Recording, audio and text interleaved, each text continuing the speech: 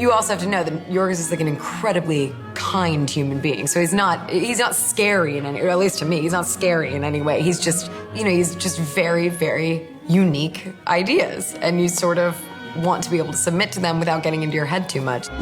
When a director and actor work well together, you can see it. Scorsese and De Niro, Kurosawa and Mifune, Ford and Wayne, Tim Burton and black and white striped fabric, and based off this clip alone, my personal favorite, Tarantino and Sam Jackson. Thanks, Quentin. Hey. You the man. Hey, man. You the man. Hey, thank you. No, thank you. No, you the man. No, you the man. All right. We the man. We the man. The creative collaboration and inspiration that can spark from a good partnership and oftentimes friendship can be invaluable. One such partnership that's really blossomed in the past decade is that between Yorgos Lanthimos and Emma Stone. What do you think?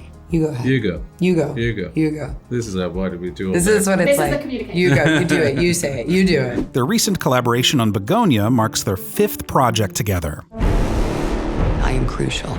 In all humility, I can say that.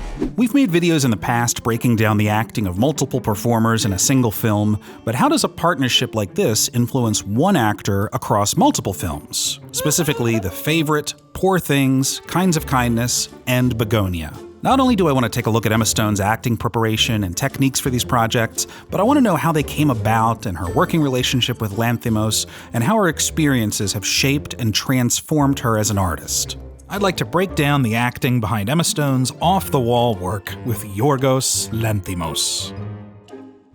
But first, let's talk about this video's sponsor, Mubi, a curated streaming service dedicated to elevating great cinema from all around the globe. From iconic directors to emerging auteurs, there's always something new to discover. With Mubi, each and every film is hand-selected by its team of curators. Discover the best of cinema at your fingertips, streaming anytime, anywhere. One of my favorite things Mubi does is they have these curated filmmaker collections like this one, Chaos Reigns, the films of Lars von Trier. And since we're on the subject of director-actor collaborations, Stellan Skarsgård is kind of like von Trier's Emma Stone, but way cuter. On Mubi, you can see their work in Dogville, Dancer in the Dark, and Breaking the Waves. We brought this film up in the past, and it's truly one of those just beautifully haunting films that cuts you to the core. Skarsgård plays a husband recently paralyzed and encourages his wife to sleep with other men and explain the experiences. Just gotta get on with life. It's a complex performance filled with grief and love. It's pretty much Lars von Trier's version of a romantic comedy, I guess? Nah, it's very depressing. You can try Mubi free for 30 days at mubi.com/thebackfocus. That's mubi.com/thebackfocus for a whole month of great cinema for free. I hoped I might be employed here by you. As something. A monster for the children to play with, perhaps. Yes, if you like.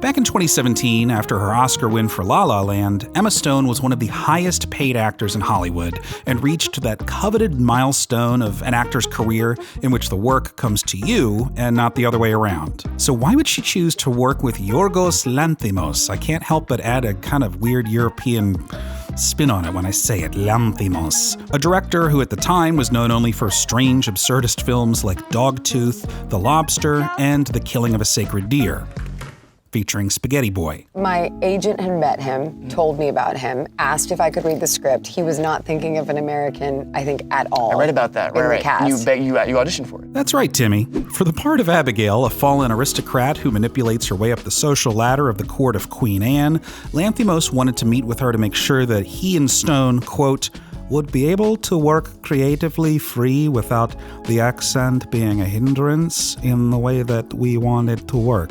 He had her work with a dialogue coach and later said she passed with flying colors. When I was 15, my father lost me in a card game.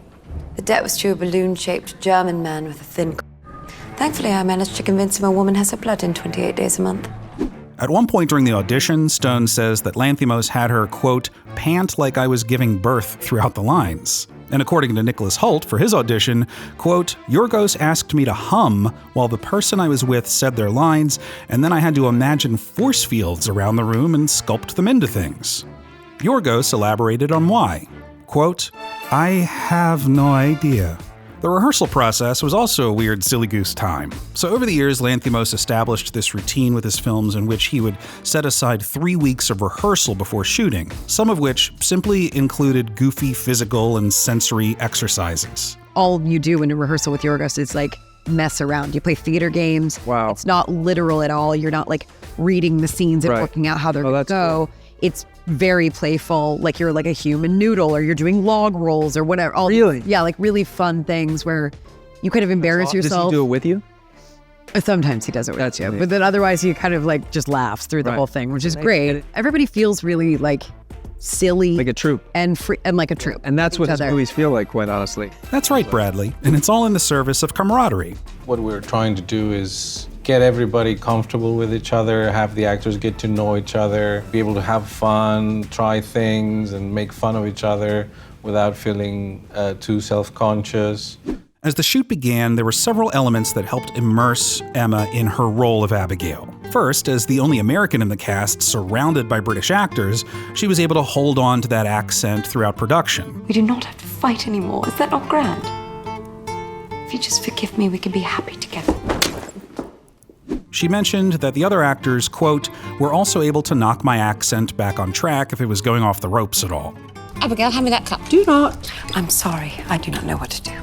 Another thing that actors across the board cite as a major entry point into a character is the costume. So, once you step into your character's literal clothing, there can be little things that inform movement and posture, which can be crucial. Just looking at Nicholas Hoult, for example, look the way he's dressed. You got the makeup, the wig, the cane. He's such a dandy boy. My God, the cane. I mean, I know that's technically a prop, but still, with a whole ensemble like that, how can you not already naturally feel the kind of entitlement and superiority that this character is supposed to have? It was the same thing with Stone. Quote, the corset affected me deeply, knowing what it was like to be in that time period, the way it makes you stand, the way it makes you move, how proper it makes your stance, and even how it affects your speech patterns was really astounding. I mean, it's incredibly painful, and that was the reality. My life is like a maze. I continually think I've gotten out of it. I need to find another corner right in front of me. And one thing that can be awkward for any actor is a sex scene. In Abigail's Climb to the Top, there are several intimate seduction scenes between her and Queen Anne. Luckily, those goofy rehearsals came in handy as everyone already felt comfortable with one another. But Emma was a little concerned during this one scene in which she had to use her hand. So Emma Stone had to f***er me in order to sort of avoid finding anything that you shouldn't have found, because it's sort of under the sheets like that. And she said, I'm a little bit worried about it. Don't worry, I know. So I asked makeup department if they had a sponge. And so I put a sponge there. I said, it's all right, there's a barrier, you'll be fine. Finger sponge. It was a big, wet sponge. I love how British people say sponge. I got a sponge. You hear it all the time in the Great British Bake Off. They're always baking sponges. We have a chocolate sponge. The sponge is actually not very spongy. It's just more like a ganache than a sponge. But really, Yorgos did what any director should do, is he treated it like any other scene. He just figured out logistics and made the actors feel comfortable. And that's crucial, because if you're not comfortable, here's a quick story from my own experience as an actor. Believe it or not, I actually had a sex scene once when I played Lube, one of 3 horn boy, sex boy, virgin horny boys in American Pie Presents The Book of Love. Now, this was no Yorgos Lanthimos picture. We were not recognized with an achievement from the Academy of Motion Picture Arts and Sciences. I can't get her off. I think she had a heart attack. Wait, Claire! So we didn't have any padded rehearsal time before shooting to get to know each other. Within the first week of production, we shot a scene in which my character, having won the heart of my crush Ashley, played by Jennifer Holland, has a tender moment with her under a bear rug. This more comedic shot, that's what they ended up using in the final movie, but we actually shot a sex scene that was deleted. I was in my boxers, Jennifer had these pasty things on her breasts and flesh-colored underwear, and before we shot it, I was nervous, I was sweating, and she was, I don't know if she was nervous too, but she didn't say a word to me, so we literally sat in silence for like an hour, and then shot maybe 5 to 10 minutes of footage that I assume and hope was destroyed. I'm talking kissing, ear nibbling, thrusting. Like, as we're doing it, the director's like, okay, nibble on her ear. Now lick her neck. look into each other's eyes, give me a few thrusts. God. And if you're thinking, oh, wow, you're so lucky, you're a moron. It was uncomfortable. Anyway, all that to say that it's just nice to hear when an intimate scene is handled appropriately and in a good environment with co-stars you trust, because the opposite can be a big psychological hurdle.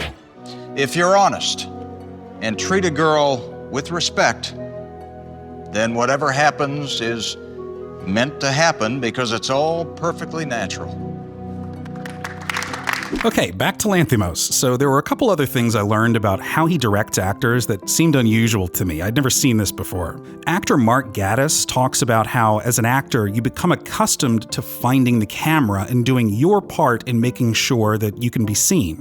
But apparently that's not a concern for Lanthimos. The camera was over Rachel's shoulder onto me, and I naturally slightly adjusted to find the camera. And the next take, Yorgos came in and said, don't worry about that. I just want to find what I find. Another thing about Lanthimos is that during production, he doesn't ever have any discussions with an actor about their character. What Yorgos doesn't do, he doesn't talk about anything. So there's no discussion about motivation or objective, nothing, zero. And I did once ask him a question on set, and he just said, don't ask me any questions. That might sound cold or distant, but the cast admits that this approach actually gave them more freedom. I love that Yorgos does that. Just do it, just feel it, just do what's happening now. And you can make mistakes until they go, well, we've tried it that way, now we'll try it a different way. The more I hear about this approach as an actor, the more I like it. Like William Friedkin, this madman, let's talk about him for a second. He used to have the same thought process with his films. He was pretty different in style, obviously. He was always going for spontaneity above all. But it sounds like he would prefer an actor to just show up and do their job and not have a million questions. Like Benicio del Toro did when Friedkin directed him in The Hunted. And what did my character do when he was 12 years old? I don't know, you know. And you'd have to, like, make up a lot of shit for some actors. You just make stuff up to make them feel comfortable or like they're really thinking of... Anyway, The Favorite not only earned Stone a well-deserved Oscar nomination, but it cemented her relationship with Lanthimos. Also during production, Lanthimos told Stone about another project he had been wanting to make for a long time, something that he could finally do after the wild success of The Favorite. We were just having dinner, and I was like, so what are you gonna do next? And he's like, oh, well, there's one project, there's this book, a woman who jumps off a bridge, now it's pregnant, and he's gonna take the baby's brain out and puts it in her head, reanimates her, and then he knows she's going through life. And I was like, I would love to do that if you're free. That sounds incredible, yes. And he's like, it wasn't a pitch, you know? So let's break this character down first off. Bella Baxter is a reanimated corpse with the brain of an infant, and throughout the film she gradually matures physically, mentally, and emotionally. Hello, Bella. Oh! That sounds daunting, and Stone has said it's the most difficult character she's ever had to play. Early on, I went into it being, I think, more literal than I needed to be, you know, watching videos of like a toddler learning to walk, right, or how someone says their first words. And because she's in this fully formed adult, healthy body, right, her relationship to not knowing how to walk, you know, it's not even like you could compare it to someone who's just been like in an accident and is recovering and learning to walk. She's completely fine, right, and it's just her brain that hasn't caught up. She quickly realized that because there's no reference point to draw from, she could actually just do whatever she wanted. So it's just completely like, does this work? Does that not work? This looks stupid. Like this is, you know, I mean, it all looks a little stupid, but that's the part of the fun. All absolutely believable. Yeah, well, that's just amazing. I'm glad you feel that way. But it's a metaphor. It's not based on a true story. Okay, so there's freedom there, but within that, Stone still had to work within the confines of what stage of development Bella was at any given time. And because the film was shot out of sequence, how the hell do you keep track of something like that? No now, no never. Just no. Well, Stone and Lanthimos actually came up with this little system. And then we went through and talked about her language and how that evolves, and then the physicality within each stage and what occurs sort of on her journey to kick her into the next stage. So at the beginning in Baxter's house, we basically only did stage 1 and stage 5 because it was, you know, we only had that location. And then we sort of did the middle of the movie afterwards. So did you shoot that last scene in the beginning? Yeah. Amazing. Yeah. All of the last, end of the movie. So the first and last scene, Yeah. first tranche of the film. Yeah. I speak French. Can I be excused? That's an elegant, simple solution. So like stage one would obviously be near the beginning of the film, awkward physicality, limited speech, virtually no social cues. Yes, it is exciting, Bella. I believe she's doing... Mrs. Prin. And then maybe, I'm just guessing here, that stage two probably starts when she goes to Lisbon with Mark Ruffalo's character, Duncan Wedderburn. Nobody can just disappear. What? Can they? Disappear? No, of course not. What the are you talking about? Where were you? And just a quick side note, I just think, can we all just love Mark Ruffalo for a minute? Lanthimos said that when he joined the cast, he brought so much to the character and the dynamic between him and Emma Stone's character. It was great to watch their relationship flip from like him being in control to then her taking over. I believed in you the whole time, that you would rise to the occasion. But now I see that was a mistake, and there's clearly something broken in you. You broke that something in me! I feel this conversation has become circular. So yeah, Ruffalo's great as the Hulk in the Marvel films. But sometimes, I just want to see him be this little oddball character actor again. Even I have my limits. Men cannot keep coming back for more. It is a physiological problem? A weakness in men? Well... Getting back to Emma here, so in a similar way that a costume can help you get into character, the same can be said for set design. Production designers Shona Heath and James Price put so much care and thought into the Baxter house. It's impossible to not be immersed in it. For example, Bella's room, it was designed to just be kind of round and soft with no sharp edges because, Bella's essentially a toddler. You don't want her to hurt herself. Walking into Baxter's house and seeing Bella's bedroom for the first time, like a week before we shot, was so emotional. Yeah. It's interesting. Just looking in awe at all of that. We did something similar in Maestro that like...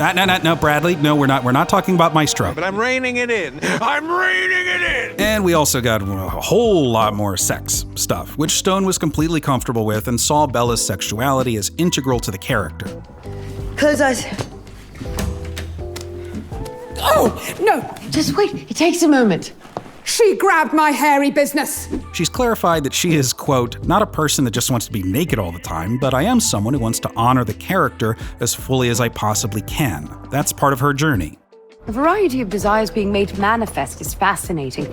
Have you had the man who puts a wedge of pineapple in your mouth and covers you in dust? It's also worth mentioning that Stone was more involved with the development of the character in the film itself because she was a producer. And it's not by chance that she's a producer on the film because she's just involved in, every aspect of it from early on. So, and she created the character, and it's the most important thing of all. This completely wild, off-the-rails, beautiful performance earned Stone a well-deserved slew of awards, including her second Oscar. I must go punch that baby. I loved the script, and as it developed into a kind of triptych, I thought that prospect was really exciting just to, get the opportunity to do a character for 3 weeks at a time.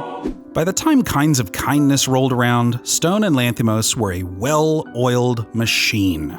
Emma has become such an important part of what I do. We just love working together. It's as simple as that. The script, which featured 3 separate stories all loosely connected with themes of power and control, had already been written by Lanthimos and his frequent collaborator, Efthimis Philippou, who co-wrote Dogtooth, The Lobster, and The Killing of a Sacred Deer. I didn't know that when I watched it, by the way, but I could tell there was something off, like this was different, especially with the unique dialogue, sometimes delivered deadpan by the actors. They looked a lot alike. They may well have been twins. Although I couldn't really tell you for sure because it's one of those sports where everyone wears identical things and they have identical bodies, and so they always look like twins. Lanthimos again did his trademark 3 weeks of theater games, which helped actors who hadn't worked with him before sort of get incorporated into this burgeoning troupe of his. Could you turn the volume down a little? Sure. Newcomers like Jesse Plemons, Hong Chow, Mamadou Ache, and Hunter Schafer quickly enmeshed themselves into this relaxed, creative atmosphere. Here's the thing. On film, Don't look at the It's camera. naturalism. Okay, you don't do anything. Why didn't you big. tell me this 40 years ago? That's right, Willem. Who do you think would make a good candidate for a secret alien? Willem Dafoe. I'm an eccentric, fun-loving gargoyle.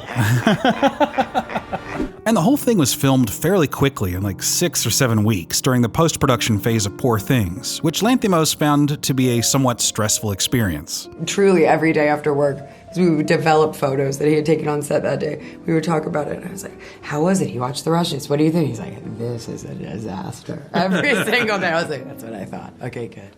After Poor Things. This one, it was like free and happy, and like, everyone's gonna love this. They're really gonna get this one. As I watched all these interviews and press conferences and things, the main thing that came through was how Lanthimos likes to keep things light and comfortable on a set. He's still pretty tight-lipped when it comes to offering any insights on character motivation. I don't think I've ever discussed a character or characters or a script less than with Yorgos on this. Because it's so ambiguous, and also because it became pretty obvious that he wasn't going to give you a straight answer. But he obviously just wants to surround himself with actors that inspire him and really just don't drag the mood down. We vet people before we work with them. That's certainly. a big we need good defining people around. factor. Yeah, it's seriously. I mean, Truly. we don't want any assholes around. And Emma, too. Like, although this was more for herself to keep her energy up, she would often dance on the set of Poor Things in between takes, you know, something that actually inspired a dance number in Kinds of Kindness. Ow! Have you lost your mind?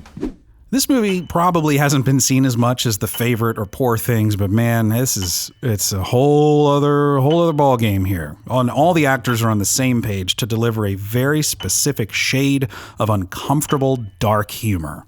Highly recommend it.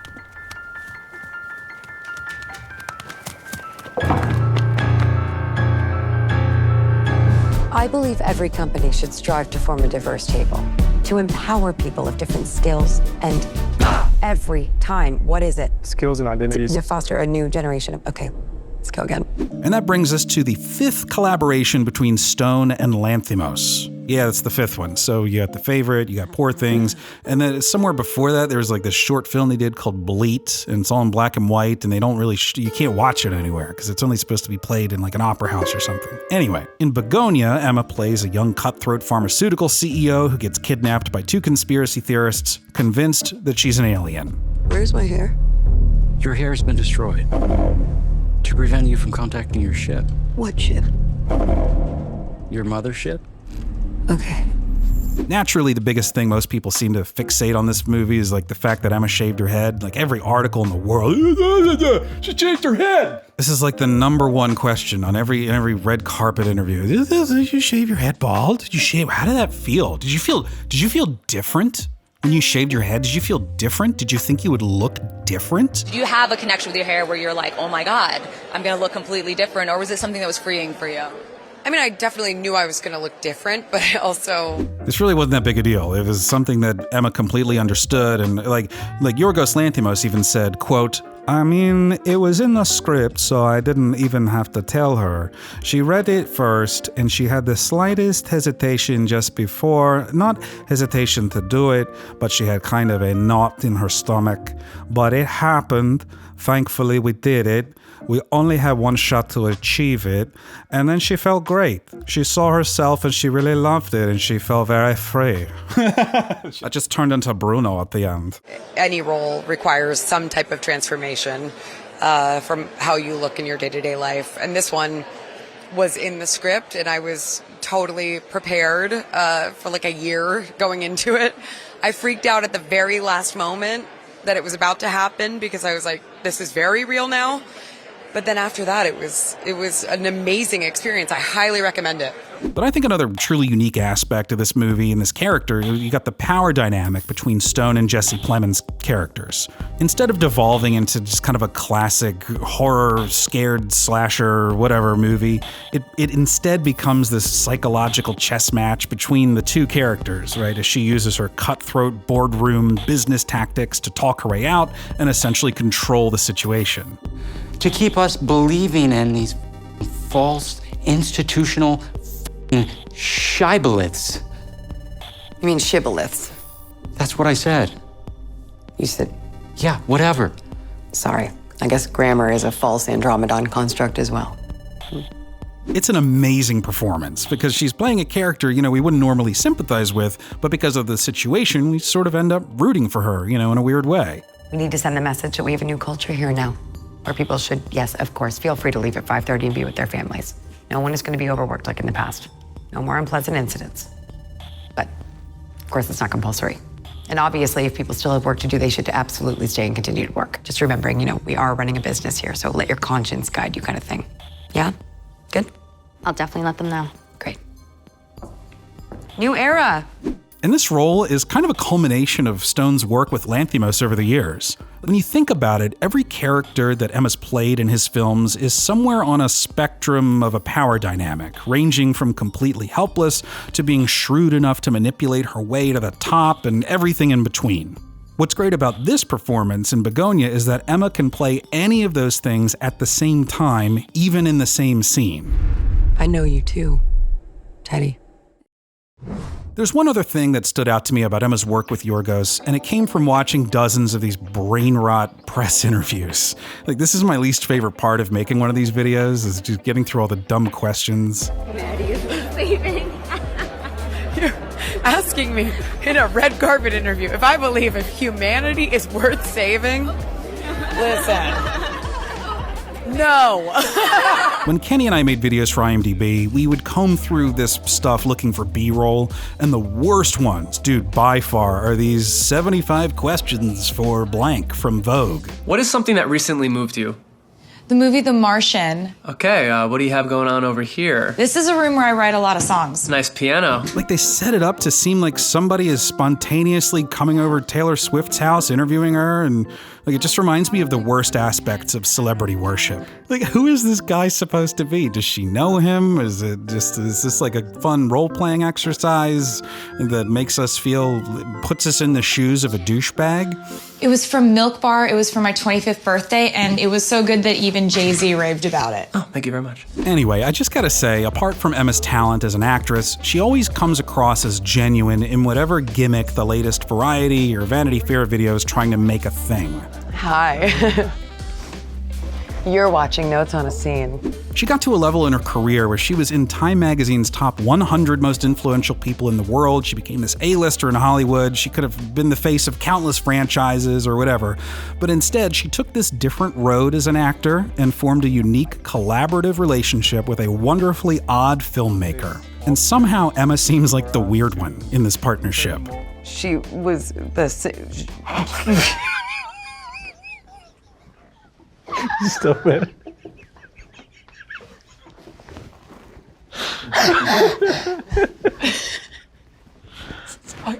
Okay. But I realized that it's because Don't start like I'm crying. Really, in the end, it's all about familiarity and trust. You got a group of people who've already put in hundreds of hours of work together, and that can make you feel less inhibited as an actor. It's great to work together because we don't have to be on eggshells around each other. We can fight, we can, disagree and move on and laugh and make fun of each other, and I just trust him implicitly as a filmmaker. And it's a unique dynamic that can only happen under these circumstances. And in my opinion, the longer these two goofball dorks work together, the better it will get.